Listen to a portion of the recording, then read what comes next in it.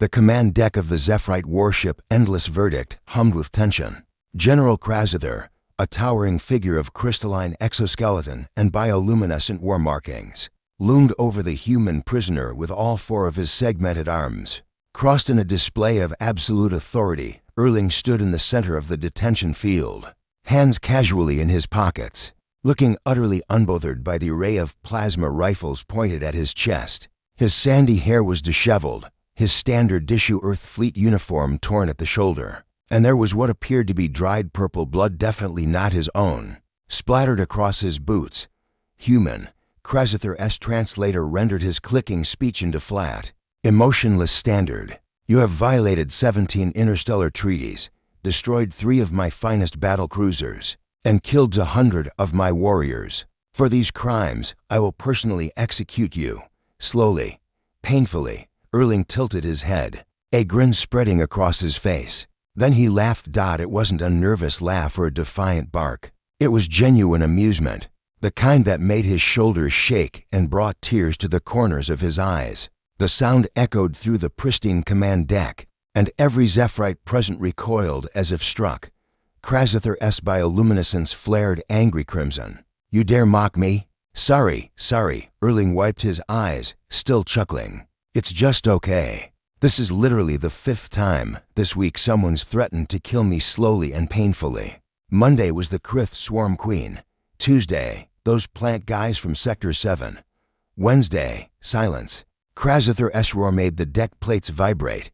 From the auxiliary station, Communications Officer Emily Chen watched the exchange with growing concern. She'd been monitoring the Death Worlder's capture from her post, running tactical analysis and trying to find some leverage for negotiation. The brass back at Earth Fleet Command had been very clear.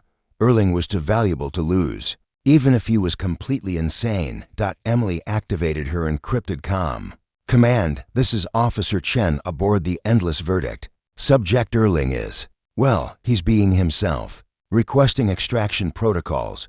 The response crackled back, negative, Chen. Diplomatic situation too volatile. Observe and report. Do not engage.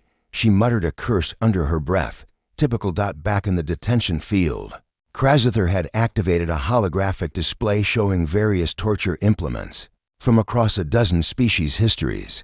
Perhaps a visual demonstration will remove that insufferable smile from your face, human. Erling studied the holograms with the casual interest of someone browsing a menu.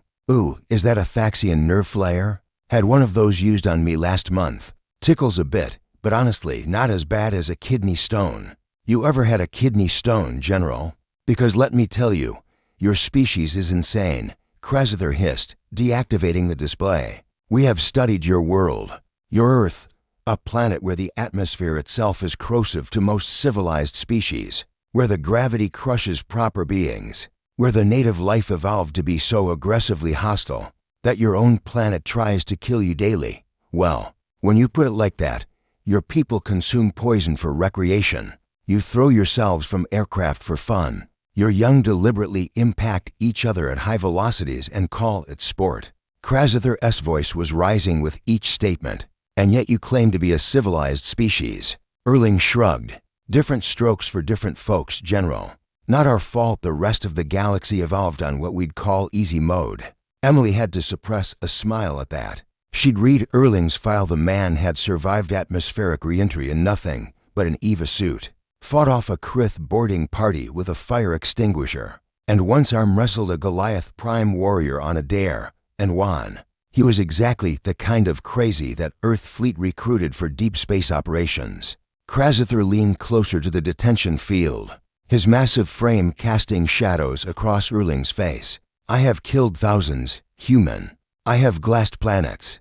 I have made entire species beg for mercy. What makes you think you are special? Erling's grin faded slightly, replaced by something harder, something that made even Emily's blood run cold from across the deck. Because, General, he said quietly, I'm not special. I'm average. Back home, I'm just another guy. There are 7 billion more where I came from. And every single one of us grew up on a world that wanted us dead. We're not tough because we're warriors. We're tough because if we weren't, we'd have gone extinct before we invented the wheel. The command deck had gone utterly silent. So go ahead, Erling continued, spreading his arms wide. Torture me, kill me. It won't matter. Because the moment Earth Fleet gets word that you executed one of ours, they won't send diplomats. They won't send negotiators.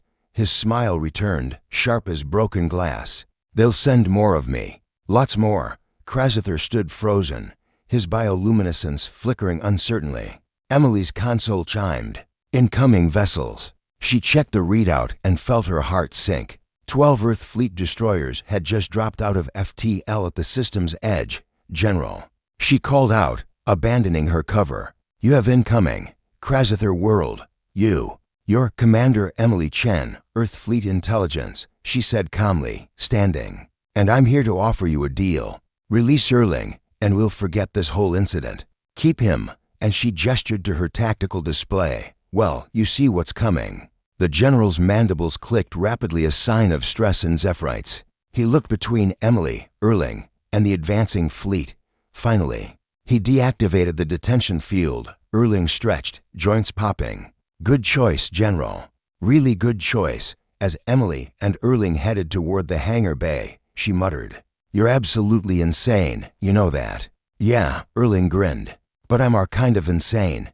Behind them, General Krasather watched the Death Worlders leave, and for the first time in his long military career, he felt something he'd never experienced before, fear of humanity.